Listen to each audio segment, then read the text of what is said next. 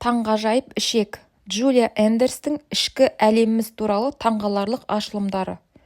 Біз денсаулығымыз туралы ойлағанда көбіне жүрек, ми, өкпе сияқты мүшелерді еске аламыз. Ал ішек екінші қатарға ығысып тұрады. Алайда неміс микробиологы әрі дәрігер Джулия Эндерс бұл көзқарасты түбегейлі өзгертті.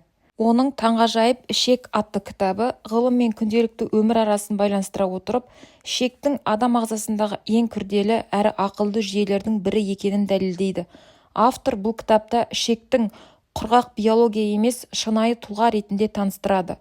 Ол сөйлей алады, сезе алады, шешім қабылдайды және тіпті көңіл күйімізді басқара алады. Кітаптың алғашқы бөлімі адам ағзасындағы тағамның жолын баяндайды. Барлығы ауыздан басталады және бұл жерде көпшілік байқамайтын бір маңызды бір нәрсе бар. Шайнау процесі. Автордың айтуынша адамдардың көпшілігі тамақты дұрыс шайнамайды. Бұл ішектің артық жұмыс істеуіне себеп болады. Тамақ өңеш арқылы асқазанға түседі. Ол жерде өте күшті қышқылдық ортада қорытыла бастайды. Осыдан кейін аш ішекке өтеді. Бұл жерде сіңіру процесі жүреді. Аш ішек ағзаға пайдалы заттардың енетін негізгі қақпасы. Одан кейін тоқ ішекке келеміз. Мұнда ең қызықты процестердің бірі жүреді. Бұл бактериялардың патшалығы. Джулия Эндерстің айтуынша, адам ағзасында 2-3 килограмм бактерия бар. Олардың басым көпшілігі ішекте өмір сүреді. Бұл бактериялар тек жолаушы емес, біздің тіршілігіміздің маңызды серіктері. Олар не істейді? Иммунитетті нығайтады. Дәрумендер, әсіресе В және К өндіреді. Улы заттарды нейтралдайды. Жақсы көңіл күй мен психикалық тепе-теңдікті сақтайды. Сондықтан бұл бактерияларды өзіміздің іштегі достарымыз деп атауға болады. Алайда қазіргі өмір салты, әсіресе антибиотиктерді жиі қолдану, қант пен фосфатқа толы рацион бұл достарды қырып тастайды. Автордың айтуынша, антибиотиктер нағыз массалық қырып жою қаруы. Олар жаман бактерияны ғана емес, жақсы бактерияны да жойып жібереді. Бұл жерде микрофлораны қалпына келтіру маңызға ие болады. Кітапта пробиотиктер мен пребиотиктер туралы кең түсіндірме беріледі.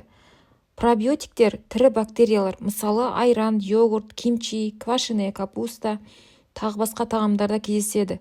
Пребиотиктер сол бактериялардың азығы, мысалы сарымсақ, пияз, банан, сұлы жармасы, тағы басқа. Келесі үлкен тақырып ішек пен ми арасындағы байланыс.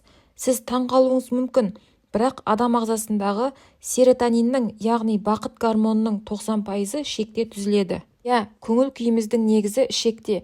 Ішек пен ми арасындағы жүйке жүйесі арқылы тікелей байланыс бар. Бұл байланыс ішек-ми осі деп аталады. Мысалы, қобалжығанда ішіңіз ауырғанын байқадыңыз ба? Бұл сол байланыстың дәлелі. Көңіл күй төмендегенде немесе күйзеліс жағдайында ішектің жұмысы баяулайды, ал іш қату немесе іш өту пайда болуы мүмкін. Демек, психикалық денсаулық пен ішкі ағза тығыз байланыста. Осы жерден автор бізді дәретхана тақырыбына жетелейді. Бұл бір түрлі естілсе де, дәрет ішкі денсаулықтың көрсеткіші. Кітапта дәрет құрылымына, түсіне, иісіне қатысты нақты әрі ғылыми негізделген мәліметтер бар.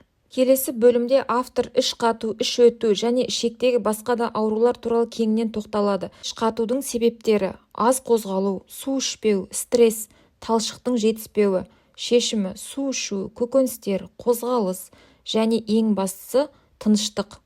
Ал іш өту көп жағдайда бактериялық инфекция немесе жүйке бұзылыстарынан пайда болады. Бұл жағдайда емдеудің орнына себепті жою маңызды. Кейінгі тарауда автор қазіргі замандағы танымал детокс, тазарту, клизма трендтерін сынға алады. Ішек тазарту трендке айналды, бірақ бұл пайдалы ма? Джулия Эндерстің жауабы жоқ. Ішек өзін-өзі тазарта алатын орган. Оны жиі тазалау пайдалы бактерияларды жойып, ішек флорасын бұзады. Оның орнына дұрыс тұрақты тамақтану мен су ішу әлде қайда пайдалы. Кітаптың соңғы бөлімінде автор ішек пен миға пайдалы тағамдар туралы нақты тізім ұсынады. Көкөністер, ашытылған өнімдер, мысалы айран, кимчи, омега-3 майлары, балық, зығыр дәні, талшыққа бай тағамдар, су. Джулия Эндерстің «Таңғажайып ішек» кітабы денсаулыққа өте байсалды түрде ойланып шешім қабылдау керектігін үйретеді. Ішек біз ойлағаннан да күрделі, ақылды әрі сезімтал мүше. Оған қамқор болсақ, ол бізге тек күш-қуат емес, көңіл күй, зейін, жақсы иммунитет және бақыт сезімін сыйлайды. Ішекті жақсы көріңіз, ол сіздің бүкіл денеңізге рахмет айтады. Кітаптың қазақша мазмұны ұнаса, арнаға жазылып пікір қалдырыңыз. Қазақша сапалы контентті бірге қолдайық.